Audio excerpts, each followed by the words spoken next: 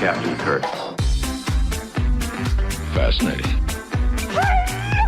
I'm a doctor, not a mechanic. Thank you, love you. Mwah. Most illogical. Aye, sir. Well, that was different. Yep, lousy, but different. Places, please, and here we go. Welcome, ladies, gentlemen, Platonians, chickens, and things, to episode 66 of the MuppeTrek podcast. I'm Jarman. And I'm Steve. We're here to talk about our... God damn it, Steve. I flipped off my note for a second. Where am I? What's going on? We're here to compare, contrast, and confer about our two favorite franchises. Jarman, what are those? Those are the Muppets and Star Trek, and we do one-to-one reviews of the Muppet Show and Star Trek, the original series. And this week we have Muppet Show with special guest Spike Milligan and Star Trek, the original series episode, Plato's Stepchildren. That's right. And before we move on to our show, we had a little bit of feedback from Bill Lemond on, I think it's pronounced Lemond, on Twitter. He was listening to our Play on Nerds episodes recently as well, because he found us on the Sci-Fi Waffle podcast. Oh, is he the guy that wrote to us before? Yes, he wrote to us before. And now he's listening to MuppeTrek a little bit. He said, just subscribed to MuppeTrek and added several past episodes to my download queue. I'll see how my backlog gets. For some podcasts, even the whole Earth Station 1 network is less than a week behind. So he listens to a lot of podcasts. So thanks, Bill, for adding us to your repertoire. We appreciate it. Bill, and also tell us what you do for a living where you can listen to podcasts. Oh, yeah. And how much of a Sean fan Vanderloo is a postman. That's right. And so he is able to listen to a lot of podcasts because of that. Exactly. I wish I had a job like to listen to podcasts, but I'm listening to audio for my job, so it's impossible. But what are you going to do? What you going to do? So, Steve, tell us about this Muppet Show guest star, Spike Milligan, because I had never heard of him before. Spike Milligan, born Terrence Allen Milligan, was an Irish-British actor, comedian, and writer. He was born and spent his childhood in India and then moved to the UK in the 30s. He was a big hit on British radio and was part of a comedy show troupe called The Goon Show. Right. He then moved over to TV, which sketch comedy with a show called Q5, which evidently, and our UK listeners can confirm, was a major inspiration for Monty Python. And then in the 70s, he gained a little bit of actual acclaim when he wrote a 7-part autobiographical account of his time in World War II. And because of that, he became really close friends with Charles, Prince of Wales. What does our audience know him from? Well, our UK listeners likely know him as a comedy icon because he seems to be the John Cleese of the UK, even though John Cleese is also the John Cleese of the UK. Like an earlier John Cleese, maybe? Like an earlier John Cleese. But besides small parts in The Life of Brian and History of the World Part 1, our audience probably doesn't know him from a whole lot, as his last IMDb credit was in 2000. Yeah, and actually, he's one of the first guests that I didn't know who they were, where I didn't wait to the episode for Steve to just explain it to me, because who the hell is this guy? We'll get into it, but he's really weird in this episode. But then I was like, I better back off my scathing commentary about him because he seems like an icon in the UK, and I apologize. I think he is. Yeah, so he might just be too British for us. But his books seem fascinating. Maybe he's just more interesting on that end, the writing and that kind of stuff, because this gets to be weird. But Steve, you can what's going on the show this week? Backstage, this is my literal note. The backstage plot is just a cacophony of racial insensitivity. The only half okay joke is that Australians are walking on the ceiling. Now, it might not be available in UK, by the way, this episode on Disney Plus. I don't think it's available in Europe, Disney Plus. So keep aware of that. Here's what I'll tell you guys. So on Disney Plus, they now have these warnings before episodes that feature culturally insensitive depictions, right, or stuff that was okay for TV back then, but it's definitely not okay for TV back now. And anytime I see one, I watch for what it is and kind of go, oh, okay. Yeah, I can see that. Yeah, I can see it. Calypso Pigs, I think, was another one that had, and I was like, okay, I get that. This one is so far and beyond. Just smacks you in the face. It is. You'll hear about it. But yeah, a cacophony of racial insensitivity. On stage this week, also a cacophony of racial insensitivity. The show opens with Oklahoma as samurais perform the musical number with very racist Asian puppets doing a very racist Asian accent. Mm-hmm. Sam then takes the stage asking for a proper English gentleman to come and talk about our friends, the British. Spike hits the stage and speaks with incredibly thick Cockney accent. Sam struggles to understand. Sam is further outraged by his over-the-top Britishness, which ends with him dropping his pants. Revealing the British flag. Up next is the music of Scotland, is what they call it. And a bagpiper hits the stage, does a nice little number, but then the bagpipe flies out of control. Following this is a special international Muppet news. The anchor reads a report while Spike seemingly acts it out. It's over the top and ends with Spike hitting the anchor in the head with a hammer. Hitting the stage is Wayne, who sings Dog Walk, the only not racial insensitive part of this whole episode. It was really sweet. About the ruckus and adventure of walking a really crazy, out of control dog who runs him around the stage. The Electric Mayhem are on next, performing America from West Side Story, joined by a witch doctor, a Hawaiian with a ukulele, which wasn't too bad, and several others ranging in cultural insensitivity. Just there's a range of it. Oh, yeah. Spike is on stage again, performing something he calls the Intergalactic Brotherhood of Man, including things. Spike is in like a nightcap and gown in front of a window and has a really confusing interaction with New Zealand. And he raises and lowers the screen behind him rapidly, which changes the background. And it ends with him being attacked by a Kuzbanian. And I love in the Muppet Wiki for this little sketch, it has good descriptions of the sketches. And here it was just like an incomprehensible sketch with Milligan in front of a window in New Zealand. They're like, we don't know what happened. Kermit then introduces the big finale, the Parade of Nations, where the Muppets reenact It's a Small World After All. Spike attempts to join. Sam tries to keep him out. Sam's the only one here who knows how bad this is. Sam is really the savior of this episode. He's trying. Spike Milligan kicks it up a notch with the most racially insensitive outfit yet, of like China and the buck teeth, and my God, it was like Mickey Rooney and Breakfast at at one point Tiffany's. It looked like he did a Nazi salute. That was weird. It really looked like he did a Nazi salute, and thank God this episode is finally over. Kermit thanks Spike one last time, who is in a Native American headdress, just to cap it all off. And that is what we call the Muppet Show. Unfortunately.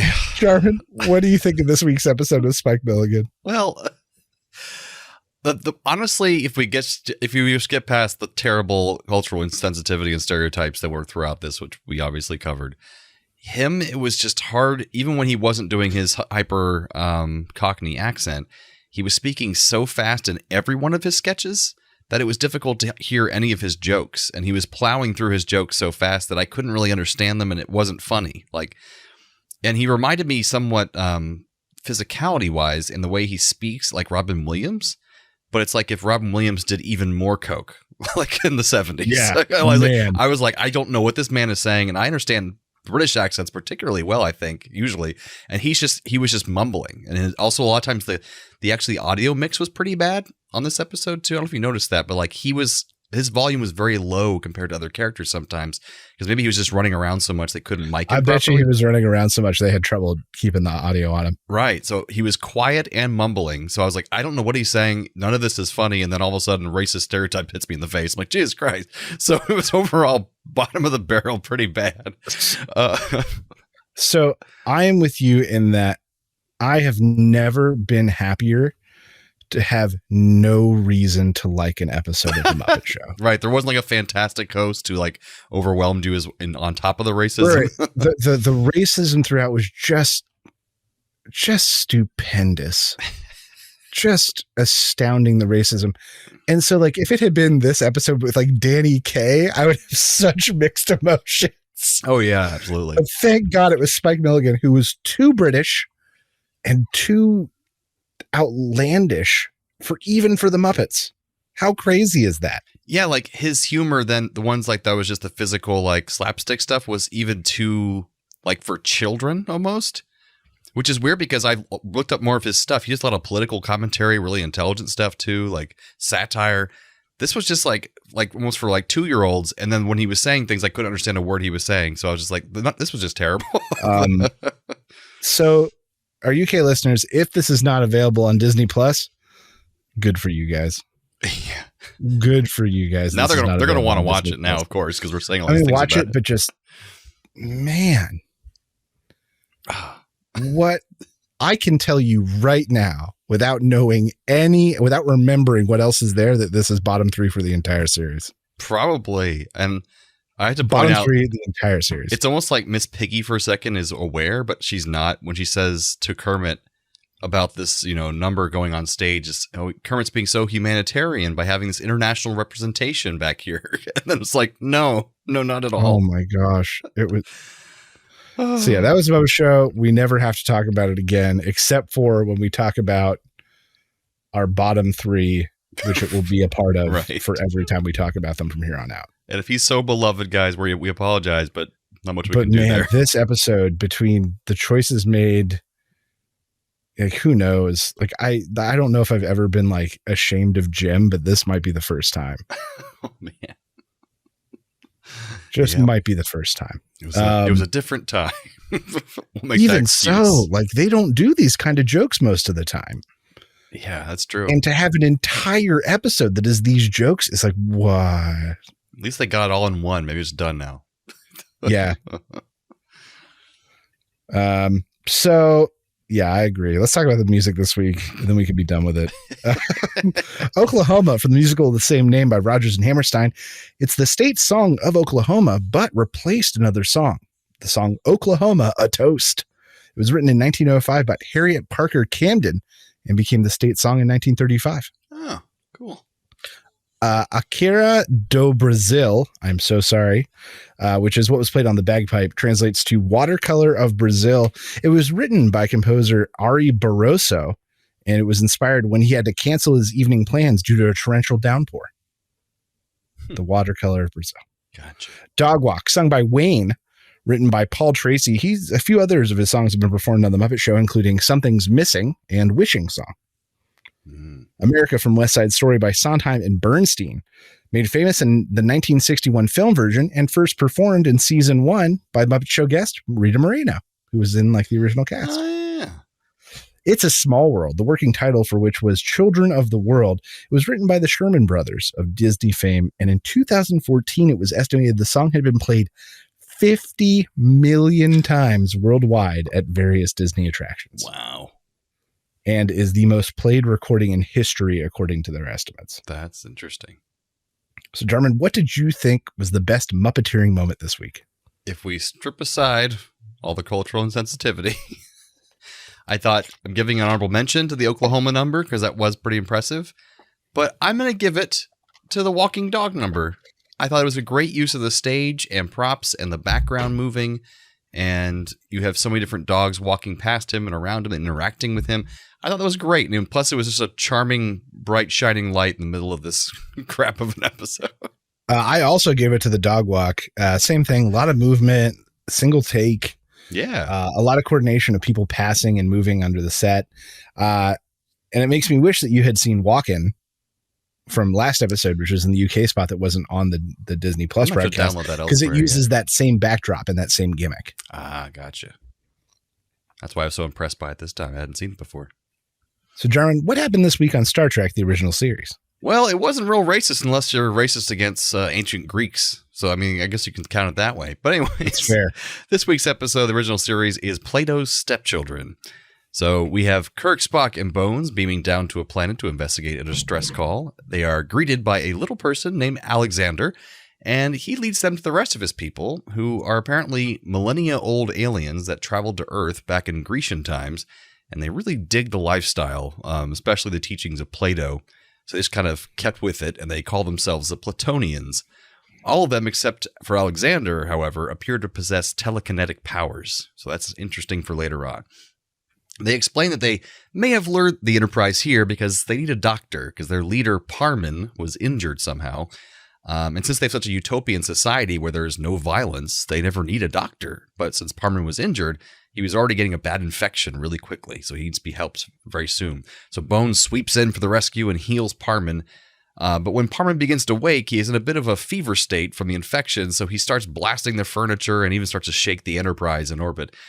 They're able to sedate him, but when he finally wakes and gets past his fever, he tells Spock and Bones that they can only be on their way if they leave Bones behind to stay there and be their permanent doctor in case anything goes wrong again.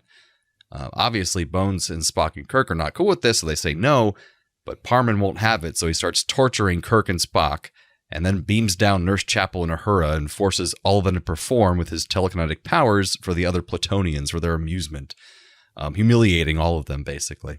But unbeknownst to the Platonians, before this little forced performance happens, Kirk and the others figured out how the Platonians got their powers, and they do it by this increase of a hormone in their system and by ingesting the food in the planets on the planet they're native.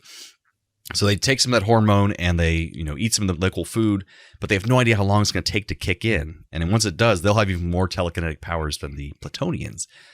So in the middle of this humiliating performance, they finally get their powers too, and they overtake the people, and they're able to escape and go elsewhere in the galaxy. And they bring Alexander with them because he's tired of his life there as this basically a slave servant to this Platonians.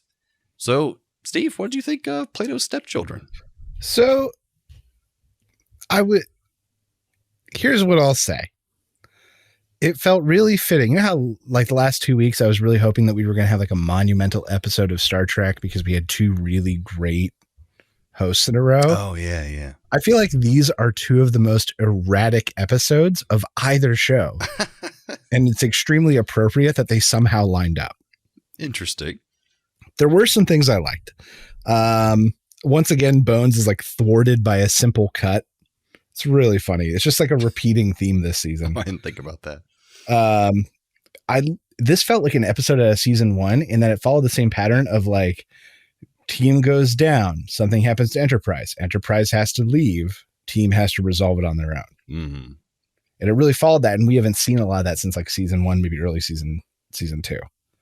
True. We got to see a lot more out of Leonard Nimoy as Spock. That's always a nice spot. We got to see really over top versions of it, like overacted, because that's the way it was supposed to be, of him laughing and him weeping and singing. And then another great thing is this is the episode we've been mentioning on and off for the entire run of this, which is the first televised interracial kiss. Right. I guess it should be specified in in America and on a fictional show, because apparently it happened.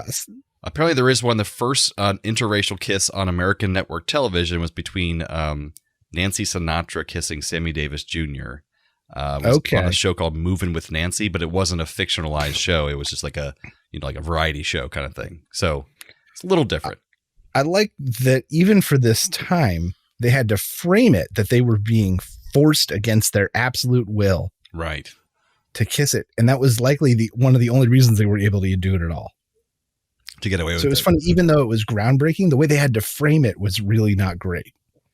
And they even did one shot where they weren't kissing, but because they wanted to do that for safety. But for that shot, at the last second, William Shatner crossed his eyes, so they couldn't use that take, which I thought was kind of cool.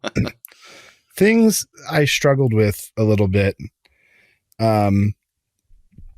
So anytime the telekinetic powers were shown on people, it was really bad.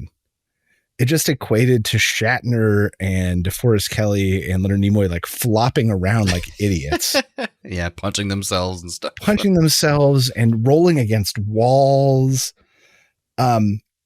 It just felt really yucky. Like it just didn't look good. Now, the flip side of that coin is that all the object movement was seamless. Yeah, they did very well for back then. Them moving around the chaises and the furniture, even like in the set, like that was genius. Sending over the shield to Kirk and everything. Right. So that stuff was really good, but the actor's interpretation of it was terrible. Just so over the top. And that's a highly memed GIF, by the way, the one of Shatner slapping himself. That's used a lot on the internet to this day. And this episode really had some crazy pacing issues. It was slow and then really manic and then slow again as he's trying to like kiss his way out of another one. And then the performance just had a lot of weird beats where it was accelerated and slowed down, slowed down. And it just made for a really up and down episode. I don't know. I thought it was kind of a middle of the ground episode for me. But but it was it's very memorable because of once again like the Greeks and stuff like that. This one and the other Roman god one I remember a lot because it's kind of like some alien the Greeks, that was the Romans. I feel like there was one other that was also similar to this. Yeah, the big huge guy who's like a Roman god or something. Oh yeah, the Roman god one. I always forget the name of that one too. Oh, who mourns for Adonias or whatever? Adonias. Yeah. So there was also that one. Yeah, which was kind of the same. Ish, kind of the same. They should have ran into each other back then. These two different alien races. Yeah, and fought each other in the arena. But I really liked Alexander in this. He really stood out for me. It's like a great actor and a good point of it. I like the moment where Alexander's happy that they aren't going to make fun of him for his size. He's like, oh, I thought you were going to make fun of me for my size. And Kirk saying later on, he's saying size, shape, and color make no difference where we come from. And I was like, that's so cool. Such an opposite from the Muppets episode I just watched. It's a future without all these racial insensitivities. So yeah, I mean, where do you think it places? It's not a bad episode, right? It's just kind of middle. It's not a bad episode, middle. Yeah, I'd say it's pretty middle. I feel like in this season so far, I have not had a single episode on the Star Trek side that I've been able to think about like that's top 3 without a doubt, or that's bottom 3 without a doubt. That's a pretty good thing. Even I haven't Spock's brain. had that episode yet. Spock's brain was out there, but there's some stuff in season 1 that's so bad. Oh, and I didn't want to mention, I didn't know if it was purposeful, but I like how Spock, Kirk, and Bones, especially the beginning of the episode, they keep getting revealed things to them by the aliens, and they don't seem phased in the slightest. They're like, okay, yeah. You're 3,000 years old? Cool. Like, none of them react to that in any way, shape, or form because they're used to this shit by now. I didn't know if that was on purpose, but they don't react to those things, and I kind of like that development as their characters. So, but anyways, I don't know. Maybe we're just not giving them enough credit because think about the last 2.5 seasons of Star Trek and all the shit they've seen. Exactly. All these this is all-powerful just aliens. Another day at the office. Yeah, like compared to other all-powerful aliens they've seen, these guys are nothing. They'll be fine. That's right. So a little trivia. Kinetic powers. Yeah, we can handle that. You're not a god. So Leonard Nimoy actually composed that Maiden Wine song that he sang himself. He made that song. And I thought it was very pretty. It was very nicely sung, very folksy. Nichelle Nichols, Uhura, said this was her favorite episode due to Uhura's being allowed to do something plot crucial as opposed to her usual role as a glorified receptionist. That's her words, apparently. But I think she's a lot more than a glorified receptionist. It says, in the UK, where interracial romance had already been depicted on television, the BBC dropped this episode and subsequent repeats purely on the violence factor, or so they said, on the grounds that the sadistic treatment of the Enterprise crew was not suitable for its early evening time slot. It was first shown in the UK on satellite television some 25 years later, and only on the BBC in December of 1993 was the first time it was shown on the BBC. It was a long time later. There's some dispute about whether the kiss actually even occurred between Kirk and Uhura. According to the on-screen footage, it appears that the actors' lips touched. However, both William Shatner and Nichelle Nichols claimed that in Star Trek Memories, apparently a book, that NBC exerted pressure to forbid lip contact and to use a clever camera technique to conceal the separation. And if you look closely, it appears that the actors' lips are not touching, and the angle only makes it look like they might be slightly touching, because he's definitely not full-on, giving her a smooch. Look, I mean, I understand. You're pulling off something kind of crazy for U.S. television. You go for the lightest version. Right, and they but still was pulled what it off. Depicted was a kiss? Was what was depicted? Because that's all I care about. I agree, and it worked. Yeah. So yeah, and originally the studio even expressed concern, and they were thinking maybe Spock should be the one to kiss Uhura because at least he's an alien technically, and that might make it better for the southern U.S. states, but they didn't go through with that. So I like how it came out. It worked out as much as they could do in the 60s, so it's pretty cool. So, Steve, what's our Trek connection, Muppet connections? Have I got news for you? Oh, do you? That was the name of a British comedy show that had many guest hosts over the years. Nice. And I think it's still on. Have I got news for you? Including Spike Milligan and William Shatner. Nice. And William Shatner, apparently his hosting tenure was extremely dubious because he had no reference to like British celebrities or current events. Oh, God. While he was reading the news, this comedy news. Edinburgh Fringe in 2008 featured Michael Barrymore playing Spike Milligan in a show. And also featured Leonard Nimoy in a play he had written about Vincent van Gogh named Vincent. Oh, neat.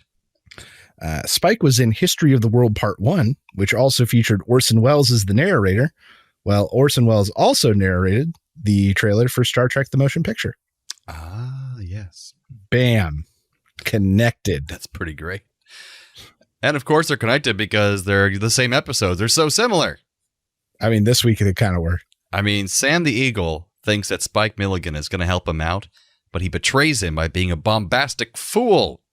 Just how the Enterprise crew thinks that the Platonians will be enlightened, but they betray them by being barbaric. Both feature seemingly erratic and out-of-control things, Kirk and Spock under mind control, and the out-of-control bagpipe that dances about. Spike Milligan tries to make a mockery of the small world closing number, just as Kirk and the rest of the crew try to make a mockery of the fake show they're being forced to put on for the Platonians. Nice. Both feature stage performances. The normal Muppet Show, and Kirk, Spock, and Uhura in the forced play. That's very true. You're not wrong. Bam. Oh, what's that noise? Transporter malfunction. Transporter malfunction. All right, so it's part of the show where we transport one character from one of the episodes to the other and vice versa. So what you got for Steve? This week, MuppeTrek, I've got Spike Milligan going over to replace Kirk. I think it would be funny to watch him squirm and struggle about on the ground. God, you would be weird doing that. You'd be good would. at that. I sent Spike Milligan over to replace the Platonian leader Parman because he's just, when he wakes up, he's just always insane and incomprehensible, destroying everything and killing everyone with his telekinetic powers. So that would be, it's like if two Gary Buseys got into a trench coat and got very British and hosted a show. That would be what Spike Milligan was. Pretty much. Treks to Muppets this week. I've got bring over the stereotypical Greeks and add them to the stereotypical It's a Small World. That would work pretty well. I'd have the little person character, Alexander, beamed over to take the place of Spike Milligan for the whole episode. He would be a lot more easy to understand, more sweet, and a lot less racist, hopefully. Yes, I agree. Man. All right. Well, that brings us to the end of episode 66, a doozy of the MuppeTrek podcast. Join us next time for The Muppet Show with special guest Leslie Uggams. And original series episode, Wink of an Eye. So from the lovers, the dreamers, and us. Live long and prosper, everyone. Thanks for listening to the MuppeTrek podcast. Be sure to follow us on social media on Facebook and Twitter. Subscribe to us on Apple Podcasts, YouTube, Spotify, or your favorite podcast platform. This podcast has been brought to you by A Play on Nerds.